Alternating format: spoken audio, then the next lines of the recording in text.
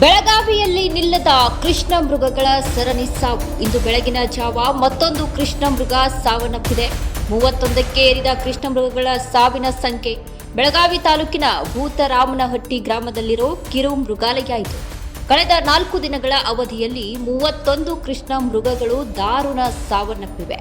ಉಳಿದ 7 ಕೃಷ್ಣ ಮೃಗಗಳು ಉಳಿಸಿಕೊಳ್ಳಲು ಅರಣ್ಯ ಇಲಾಖೆ ಅಧಿಕಾರಿಗಳು ಹರಸಾಹಸವನ್ನ ಪಡ್ತಾ ಇದ್ದಾರೆ. ತಜ್ಞ ವೈದ್ಯರಿಂದ ಮುಂದುವರೆದ ಚಿಕಿತ್ಸೆ.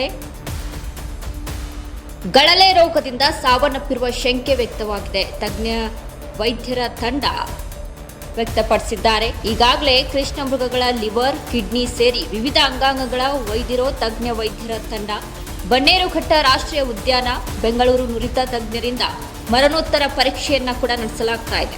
ಮರಣೋತ್ತರ ಪರೀಕ್ಷೆ ನಡೆಸಿ ಕೃಷ್ಣ ಮೃಗಗಳ ಅಂಗಾಂಗಗಳನ್ನು ತೆಗೆದುಕೊಂಡು ಹೋಗಿರುವಂತಹ ವೈದ್ಯರ ತಂಡ 2 ದಿನಗಳಲ್ಲಿ ತಿಳಿಯಲಿದೆ ಕೃಷ್ಣ ಮೃಗಗಳ ಸಾವಿನ ನಿಖರವಾದ ಕಾರಣ. ಉಳಿದಿರುವಂತಹ 7 ಕೃಷ್ಣ ಮೃಗಗಳು ರಕ್ಷಣೆಗಾಗಿ ಮುಂದುವರೆದಿದೆ ಚಿಕಿತ್ಸೆ. ಇಂದು ಕರ್ನಾಟಕ ಮೃಗಾಲಯದ ಅಧ್ಯಕ್ಷರು ಕೂಡ ಭೇಟಿ ನೀಡಲಿದ್ದಾರೆ.